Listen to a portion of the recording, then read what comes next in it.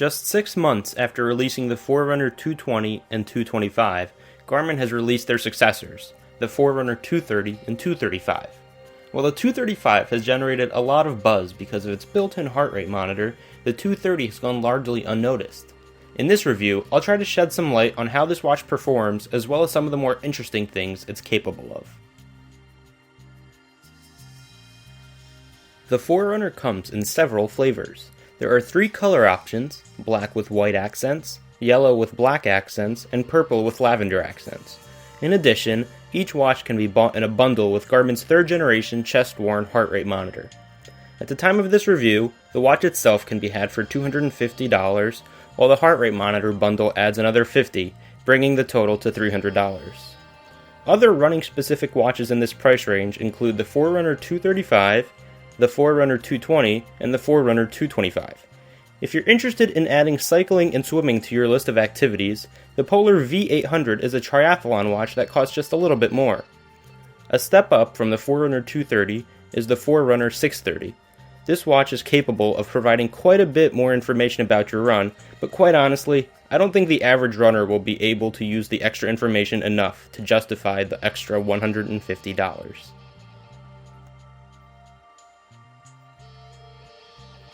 I decided to go ahead and get the black and white version of the watch because it looked like something that could be worn both on a run and to school and work without attracting too much attention. Inside the box there isn't too much to see. It comes with 3 quick start guides, one in English, one in Spanish, and the last in French. These guides are alright for what they are, but Garmin does offer online manuals that I found just a little bit easier to use. I'll have the link to that down in the description box. Also included in the box is a brand new charging mechanism. Unlike previous models, this cable is a clamp mechanism with 4 pins that attaches to the side of the device. At first I found this method of attaching the charger unfamiliar, and I had to wiggle the clamp around before it finally seated, but after a few days' use I was consistently able to snap it into place the first time. As far as the box goes, that's pretty much it. The only other thing included is the watch itself.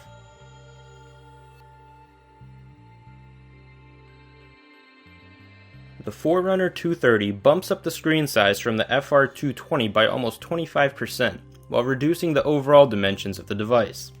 The new 1.23-inch color display is situated on a body that measures 1.77 by 1.77 by 0.46 inches. The biggest difference compared to the Forerunner 220 is the height of the watch, which was originally 0.6 inches.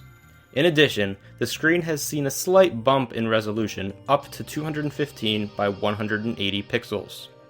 Speaking of displays, that's one of the aspects of this device that could be a little bit better. When viewing the screen head-on, it is a little bit difficult to make out what's being shown. Angle it slightly so that the light bounces from the source into your eyes, and that problem disappears. In general though, I've never been in a situation where I found it hard to read the screen. At the worst, it just took a slight bend of the wrist to allow more light to hit the display. Another thing that many people were disappointed in was the backlight. The FR230's backlight is not as bright as some of Garmin's other watches, but is still bright enough to be legible in the dark. I've never found it to be a problem during my daily use. One thing I will point out about the display is that some backlight bleed is visible in the lower portions when the backlight is activated. This wasn't a huge issue, but it would be better without it. The housing and buttons are all made of plastic, and while it's not the most premium feeling device, it helps with reducing weight. The watch weighs in at 1.4 ounces, which makes it virtually identical to the previous generation. Battery life so far has been pretty good. After 3 days of notifications, activity tracking, and 2 exercise sessions, the watch is still at around 65%. This makes me confident that under normal usage, the watch will last roughly a week. It's great going through an entire night and not worrying about waking up to a dead watch the next morning. The 6 o'clock strap features holes running down its entire 4.5-inch length. Unless you're trying to wear the watch around your thumb or your forearm, you should be able to find a comfortable position to lock it in. The free loop features a little bump that sits nicely in the strap to help hold the free end tight. Over the course of me using the watch, I never had a problem with the loop or strap moving around and separating. The connection is so secure, in fact, that sometimes it takes a second or two in order to free the strap from the loop to take the watch off. There are 4 exercise profiles that come preloaded on the device. They are Run, Indoor Run, Swim, and Other. You can't rename them or add new ones, so be aware of that if you're looking into doing other activities. Being a runner's watch first and foremost, that's what we'll focus on for this review. Outdoor and indoor run have a lot in common, but there are 2 main differences: whether the GPS gets used and where the watch gets pace data from. In the case of outdoor run, you'll probably keep GPS on, and the watch will pull all pace data exclusively from that. There is no option to acquire it from the optional footpod.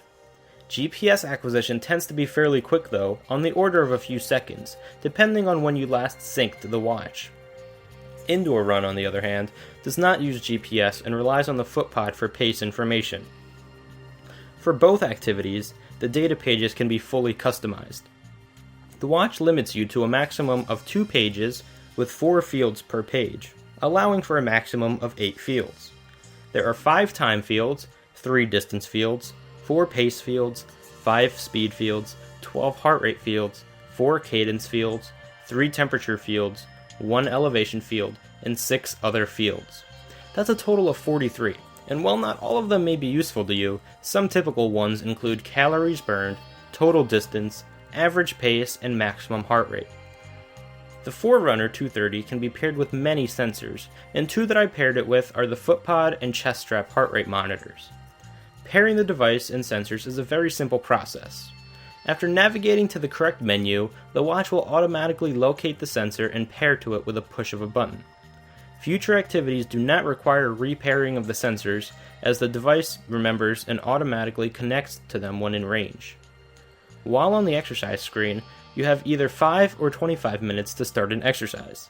Depending on which mode you're in, power saving kicks in and initiates a 30-second countdown. Every 10 seconds, the watch vibrates and beeps, giving you an opportunity to cancel. At the end of this, the watch leaves the exercise and goes back to the home screen. This is done both to save battery when waiting for an exercise to start, and to prevent an accidental start of an exercise when the button was pushed by mistake. This countdown also appears after finishing an exercise, and before saving or discarding it. After 5 or 25 minutes, the watch will enter power saving mode. Luckily, however, the watch does not lose the data. To go back to it, simply hit the exercise button, and you will be prompted again to save or discard the exercise. After an exercise, the watch displays VO2 max and training effect as well, if that's something you're interested in. Following exercise completion, the device can be synced to Garmin Connect via either Bluetooth connection to a phone or through USB to a computer. Information about the exercise is uploaded and viewable through either the internet or the mobile app. In addition, the data can be forwarded to popular apps like Strava. Inside Garmin Connect, you'll have the option of viewing several screens, including one that shows graphs of pace, heart rate, cadence, and heart rate zones, assuming you have the sensors. The FR230 can also serve as an all-day activity tracker. Using a built-in accelerometer and user input data such as height and weight, the watch can try and estimate the number of steps taken, distance traveled, and calories burned. Over the course of my day-to-day use of the watch, I found the pedometer to be accurate for the most part. The watch compares your actual steps to the goal steps and modifies the goal. For example, if out of the 10,000 steps you only walk 9,000, the next day's goal will be dropped to 9,800 steps to make the goal more achievable. This is a good way of implementing a pedometer since it relies less on absolute accuracy of the step count and more on the relative count from day to day.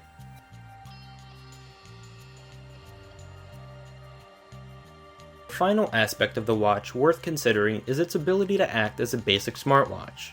The setting can be configured to display incoming notification, weather, calendar events, and music controls. There's also an option to find your phone should you misplace it.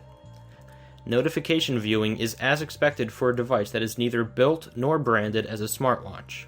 Incoming texts and emails prompt a vibration and a chime from the device, and offer an option of viewing the message content. There's no way to respond from the device, but I still found it convenient to know how urgent a message was. Weather information is actually pretty detailed for a watch like this, featuring current weather, 4-hour forecast, and 4-day forecast. I'll admit that I personally didn't use the weather function all that often, but it was still nice to have in case the situation did come up. Music controls are not visible from the main home screen, but are actually found in a submenu. A default music player can be designated through the Garmin Connect app, and the music can be played, paused, skipped, and rewound from the watch. I never use the watch itself to control my music just because getting to the menu and pressing the buttons is harder than doing it on a phone screen, but it is nice to have in case you keep your phone in a bag and don't want to constantly reach in and change the music.